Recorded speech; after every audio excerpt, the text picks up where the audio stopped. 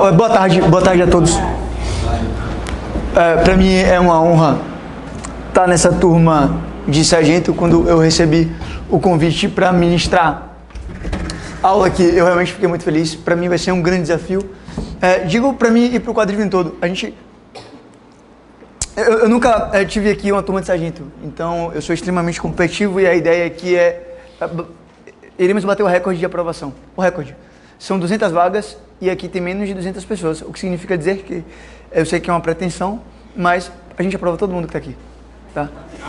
Tem como fazer isso, eu sou extremamente competitivo, extremamente. A primeira coisa que eu perguntei é, tem mais de 200 alunos inscritos? A França falou não, então eu falei, então dá pra gente colocar todo mundo que está inscrito dentro do concurso.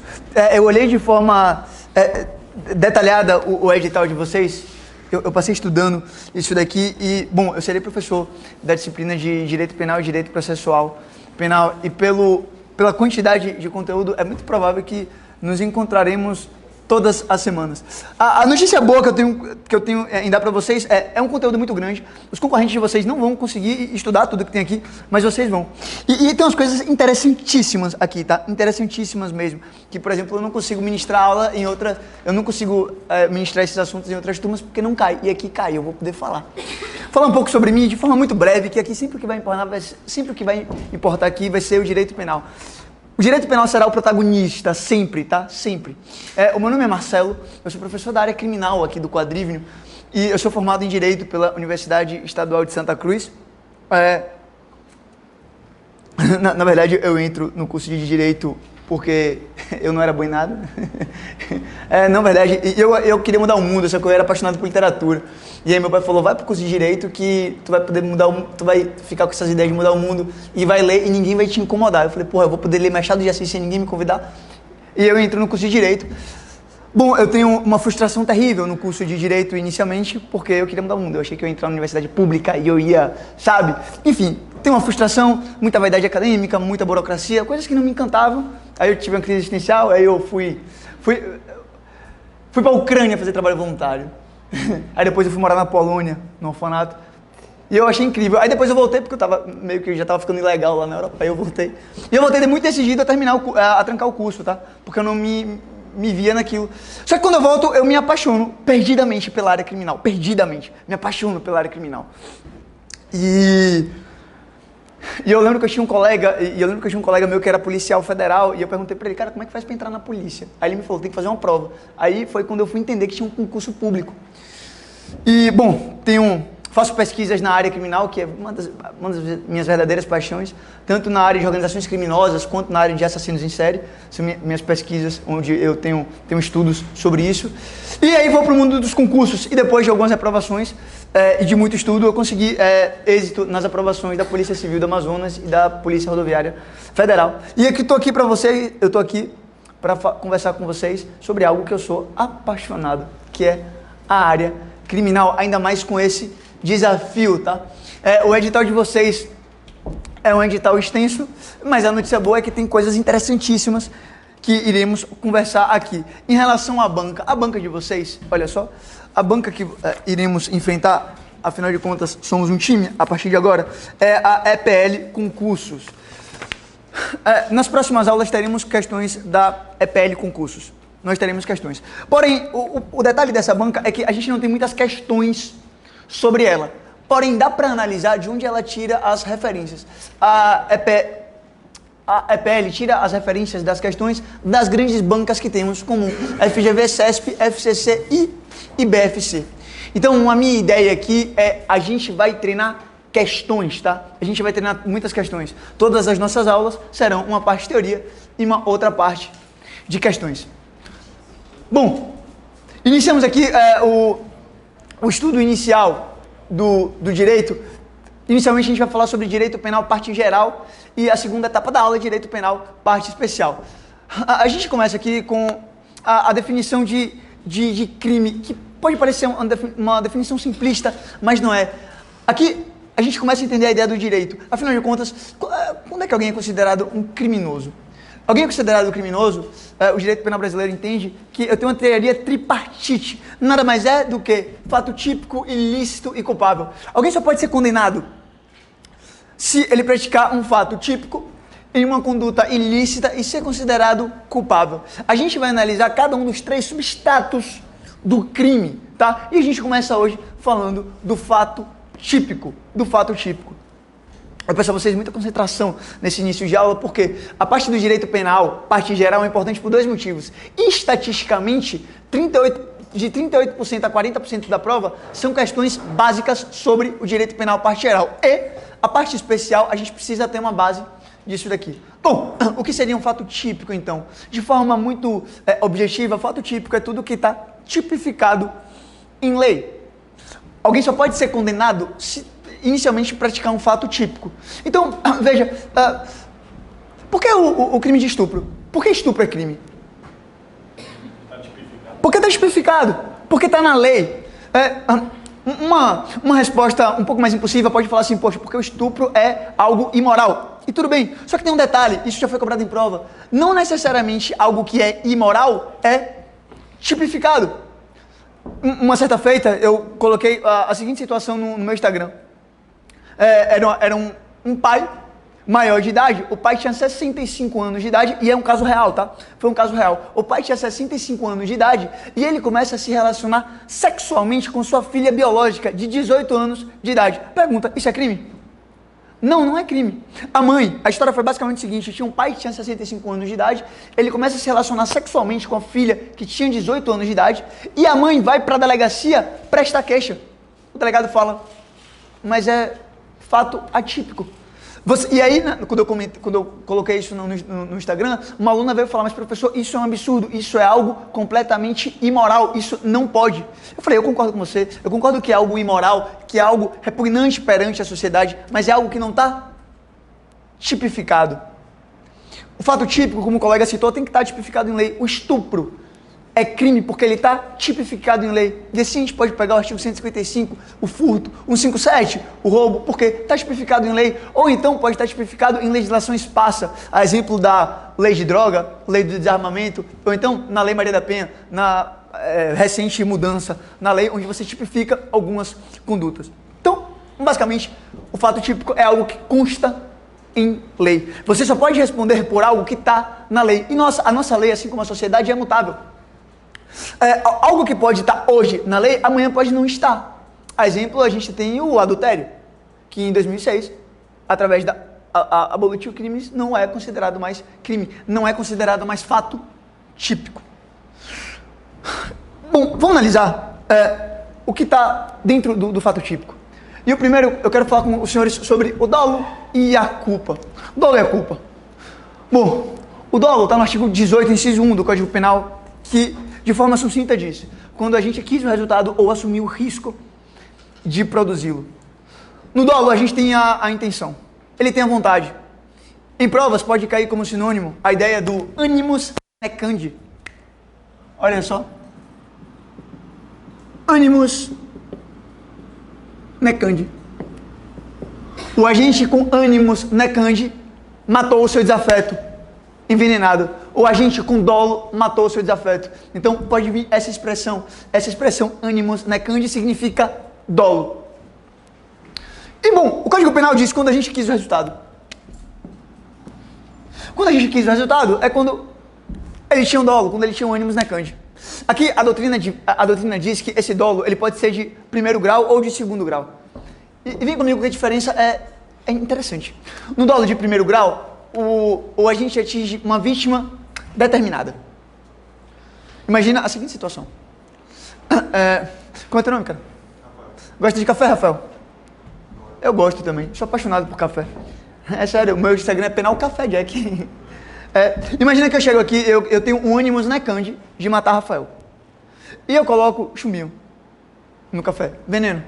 Eu entro na sala e ofereço café para Rafael, que fala, que o professor gentil bebe o café e morre de 2 a 3 minutos depois. É uma morte violentíssima, terrível, o envenenamento por chumbinho. A pergunta é, vocês entendem, todo mundo entende que eu entrei na sala e eu envenenei uma pessoa determinada? Alguém sofreu algum efeito colateral aqui? Vocês podem ficar assustados, aterrorizados, mas ninguém sofreu nenhum efeito colateral, ok? Isso é o dolo direto de primeiro grau. É diferente do dolo direto de segundo grau. Porque no dolo direto de segundo grau, eu tenho efeitos colaterais. Para eu atingir a vítima, eu causo efeitos colaterais nas outras pessoas. E eu sei disso. Quer ver? Vamos pensar o seguinte.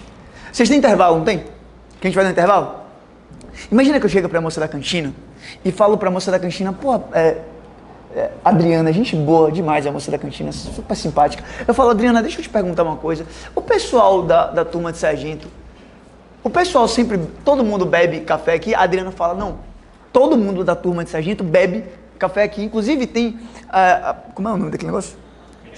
O quente frio só do pessoal da turma de sargento. Aí eu falo, caralho, peraí, se todo mundo bebe e Rafael tá na turma de sargento, eu vou envenenar o quente frio para quando o Rafael for beber, Rafael morrer. Vocês concordam comigo que eu vou fazer isso, mas eu vou afetar diversas outras pessoas que também vão beber? Isso, senhores, é o dolo direto de segundo grau, também chamado de dolo direto de efeitos colaterais ou dolo direto de consequências necessárias. O dolo direto de, olha só, consequências necessárias.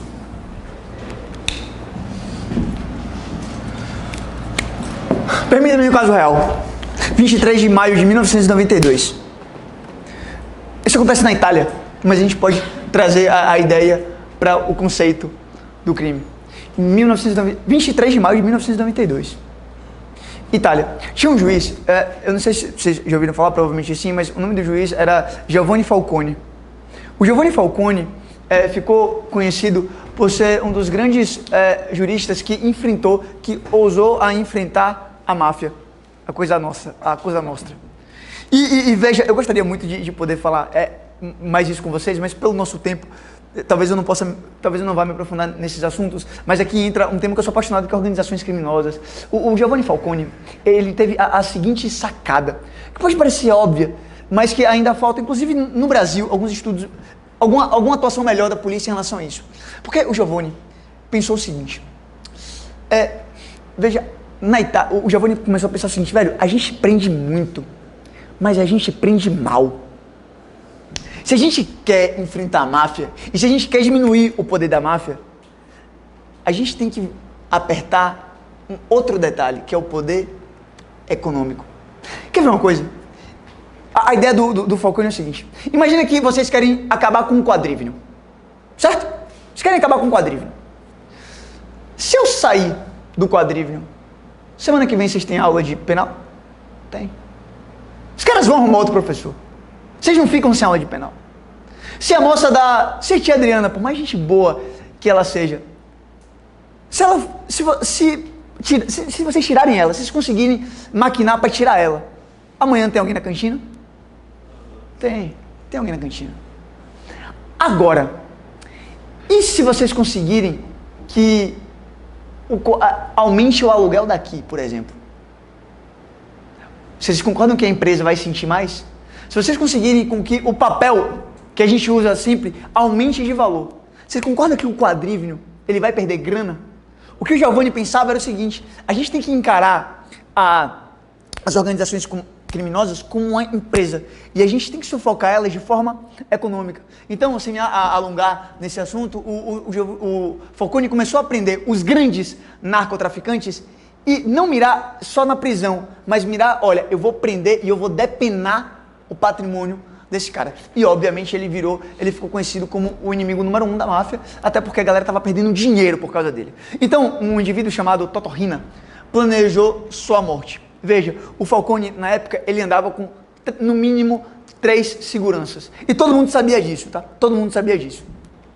E é importante eu falar que todo mundo sabia disso, porque o Falcone sempre andava com alguém. Sempre andava com alguém. E ele estava indo para Palermo. Olha só. Ele estava indo para o aeroporto de Palermo. Dar uma palestra.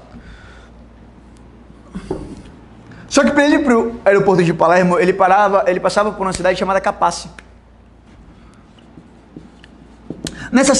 Nessa estrada, os caras colocaram 500 quilos de TNT. Olha só. 500 quilos de TNT. Mais nitrato de amônio. E então quando o juiz está passando no carro que ele estava ele, a esposa Francisca Morvilho e mais 2 seguranças, e atrás um carro com 3 seguranças. Quando eles passam nessa estrada, essa bomba é simplesmente detonada. A estrada é detonada. O impacto foi tão grande, que o sismógrafo da cidade, o sismógrafo perto, detectou como se houvesse tido um mini terremoto, um mini abalo sísmico. O carro dele é jogado a 6 metros de altura e o corpo foi reconhecido através da arcada dentária. Não sobra nada. Infelizmente, nesse atentado, a esposa dele morreu e os 2 seguranças também morreram. No carro de trás, os 3 seguranças ficaram feridos. O mandante do crime, um indivíduo chamado Totorrina. Totorrina. A pergunta que... deixa eu ver aqui, ó. Imagina um carro, imagina o outro carro. Totorrina, vocês concordam que Totorrina sabia... O objetivo de Totorrina era matar quem? O juiz. E ele sabia que para ele matar o juiz, outras pessoas iriam ser mortas. Então, Totorrina, dolo direto de 1º grau ou de 2º grau? 2º grau. Uma resposta mais completa, se vier uma resposta mais completa, a gente pode afirmar que o Totorrina agiu em dolo direto de 1º grau contra o juiz Giovanni Falcone e dolo direto de 2º grau em relação a todas as outras vítimas. Então, por exemplo, em relação ao juiz, o Totorrina agiu em dolo direto de 1º grau. Agora, em relação à esposa, em relação aos seguranças, eu tenho um dolo direto de quê? 2º grau. Esse indivíduo, ele foi, só por uma curiosidade, esse indivíduo ele foi condenado a mais de 25 prisões perpétuas. Ele foi acusado de ter matado mais de 250 pessoas. Morreu na cadeia em 2016, vítima de câncer de estômago. Provavelmente no céu ele não está num momento desse, mas... sério. Bom, mas vocês conseguiram compreender toda a dinâmica? Eu trouxe um caso real e vocês conseguiram entender toda a dinâmica disso daqui? Então a gente passa para o próximo. Tem 2 tipos de dolo. Outros 2 tipos de dolo interessantíssimos. Que é o dolo eventual e o dolo geral. Olha só, no dolo eventual o resultado é previsível. Porque quando o Código Penal diz, no artigo 18, inciso 1, quando a gente quis o resultado ou assumiu o risco de produzi-lo. Quando o Código Penal diz assumir o risco de produzi-lo, o Código Penal está dizendo o seguinte, olha, aqui o resultado era previsível e o agente é indiferente quanto ao resultado. No dolo eventual, como eu já disse, o resultado é previsível. E o agente é indiferente quanto a esse resultado. Foque na palavra, foque no sentimento do agente. O agente é indiferente, o agente não liga, o agente não se importa. Geralmente é isso que cai em prova, questões objetivas em prova. É o comportamento do agente. O agente é indiferente, o agente não liga, o agente não se importa com o resultado. E ele é previsível. Imagina a seguinte situação. Imagina um cinema. Como é teu nome? Lucas. Imagina que eu e o Lucas a gente está no cinema. E quando, no meio do filme, eu acendo um cigarro. O Lucas chega pra mim e fala assim, Marcelo, você tá fumando no cinema. Isso pode dar merda. Afinal de contas, uma fagulha pode cair na poltrona, incendiar e causar um grande acidente. Eu falo, pô, Lucas, eu só quero assistir meu filme. Eu não tô nem aí o que pode acontecer. Porra, não enche o saco. Eu não tô nem aí pras pessoas. Eu só quero assistir meu filme. Foda-se, eu só quero assistir meu filme. Ah, mas... Aí o Lucas fala, cara, mas pode causar acidente, não importa, eu só quero assistir o meu filme. E eu assisto o filme. Bom, no meio do filme, realmente cai uma fagulha, o cinema pega fogo. Algumas pessoas morrem. Vocês entendem que a gente está diante de um dolo eventual? O resultado é previsível. E qual foi minha atitude perante esse resultado? Indiferente. O Código Penal diz que, olha, o agente assumiu o risco de produzir. O que o o Ministério Público, o juiz, olhou para mim e falou, cara, tudo bem que você não quis o resultado, mas você sabia do resultado e seu comportamento quanto a ele foi indiferente. Você assumiu o risco de produzi-lo. Vamos trazer para um assunto real, um caso concreto. Lembrando que esse caso que eu vou comentar agora ainda não foi para julgamento, e eu vou utilizar as palavras do Ministério Público. Lembra recentemente, algumas semanas atrás, um torcedor tinha um jogo do Palmeiras e do Flamengo, que eu sempre confundo o torcedor. Quem foi que jogou a garrafa?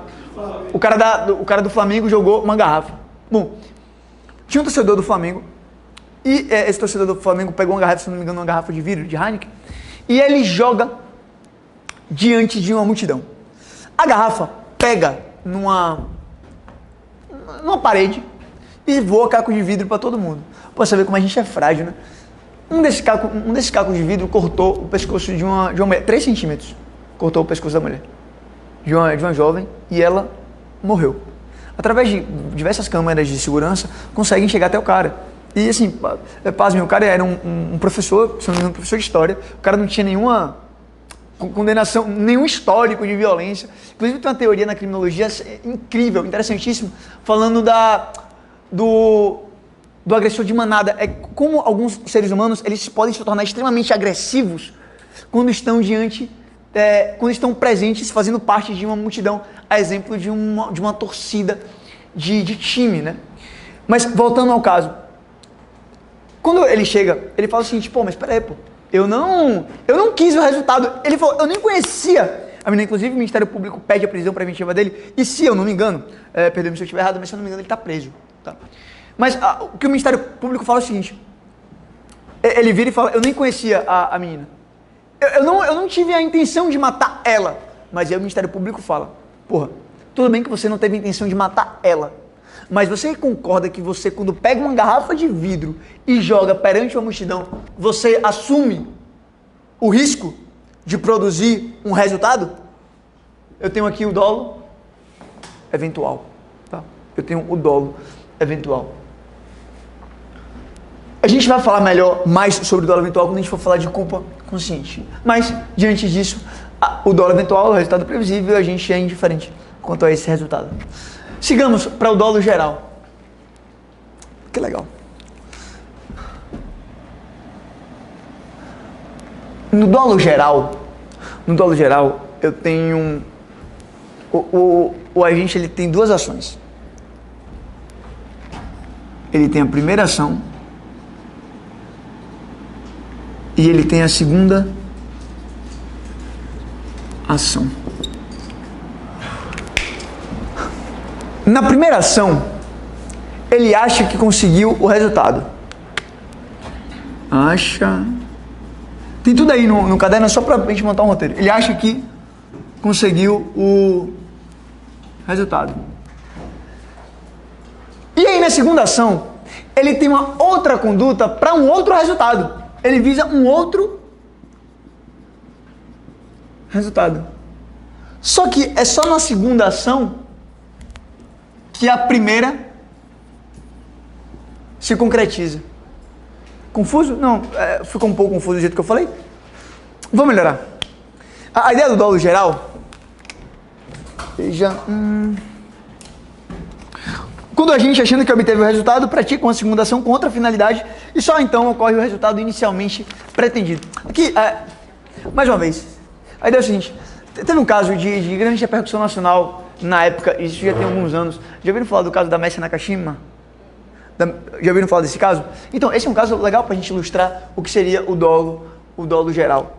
A Messi Nakashima é uma estudante de direito muito dedicada, muito focada, e na universidade ela conhece o Misael Bispo, que era ex-policial militar e estava cursando direito. Bom, eles se relacionam durante a universidade, se relacionam amorosamente durante a universidade, e quando termina, eles se tornam advogados, tanto ela quanto ele, e eles abrem aí uma escritório de advocacia. O relacionamento não dá certo, tá? O relacionamento não dá certo e eles se separam. E o Misael, ele pede para voltar algumas vezes, e ela fala, cara, não vou voltar, não insisto, não vou voltar. Até que o Misael usa da seguinte artimanha. Ele fala o seguinte, olha, eu quero te encontrar. Ela fala, porra, não quero encontrar você. Ele fala, não, mas eu quero te encontrar, não é por isso não. Eu quero te encontrar pra gente ver... Lembra que eu falei que eles eram sócios no escritório de advocacia? Eu quero te encontrar pra gente dividir os processos. Ela fala, não. Ah, tudo bem. Tipo, pra dividir os clientes. E ele encontra ela. Ele encontra ela e ele leva ela pra um lugar ermo. Isso acontece em São Paulo, tá? Perdoe. Ele leva ela pra um lugar ermo. Ele leva ela pra um lugar ermo. E era mais ou menos assim. Era mais ou menos assim, ó. Era isso aqui e um barranco. E aqui tinha água. Tá. E aí ele para o carro com ela. E quando ele para o carro com ela, ele fala, não, mas então, eu quero voltar. Ela fala, pô, eu não quero voltar. A gente não veio aqui pra discutir sobre... Ele pega uma arma e dá um tiro nela. 2 tiros no rosto dela. E ela desfalece. Aí ele pensa, matei ela. Então, qual foi a primeira ação? Ele fala, matei. Olha só. Primeira ação, ele fala, matei. Ela tá morta. Ela desfalecida, ele puxa, destrava o freio de mão e o carro desce e afunda no rio. Era um rio, uma lagoa, uma porra assim. O carro afunda na lagoa. A pergunta é, quando ele teve essa segunda ação, ele queria o quê? Ocultar. Sacou? Aí ele falou assim, porra, matei, tive a primeira ação, agora eu vou ocultar o cadáver, porque ele acha que ela tá morta. Então ele oculta. Oculta o cadáver. Ocultação de cadáver. E aí vem um detalhe, depois a perícia detecta, o corpo é encontrado, e o que a perícia detecta inclusive a perícia é uma área interessantíssima da polícia. A perícia detecta que ela tinha água no pulmão. Ela tinha água no pulmão, ela tinha alguns dedos quebrados. E, infelizmente, se verificou que ela não morreu em função do tiro que ela tomou. Ela morreu afogada. Vocês concordam que foi só na segunda ação que a primeira se concretizou? Foi só depois da segunda ação dele que a primeira se concretizou? Isso aqui, senhores, é o dolo geral. Entendeu? Bom, alguma dúvida ou algum questionamento? Fiquem à vontade. Podemos seguir? Bom, sendo assim, então passamos para a culpa. Artigo 18, inciso 2 do Código Penal. Se num dolo o agente quis o resultado ou pelo menos assumiu o risco de produzir, na culpa não. Na culpa o agente dá causa ao resultado por algum motivo. Seja por imprudência, por negligência ou imperícia.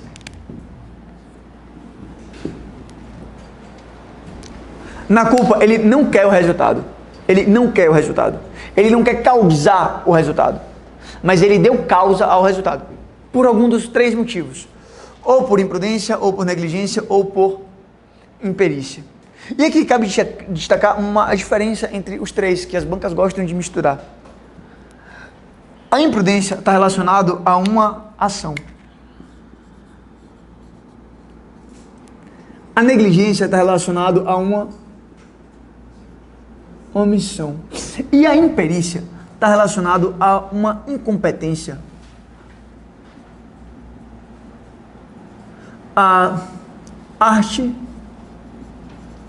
profissão e ofício. Vamos lá, o que seria algo imprudente? A doutrina diz que algo imprudente é algo impulsivo.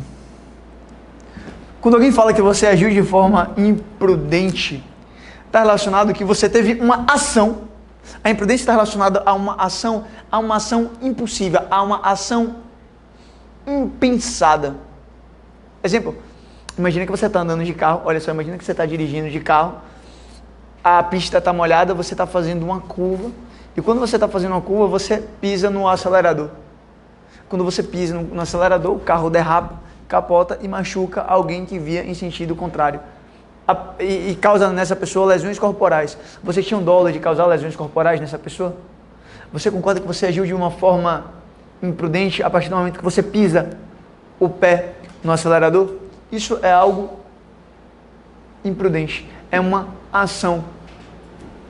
Percebam, imagina que eu vá pegar um café e o café está muito quente. E eu estou atrasado para a sala de aula.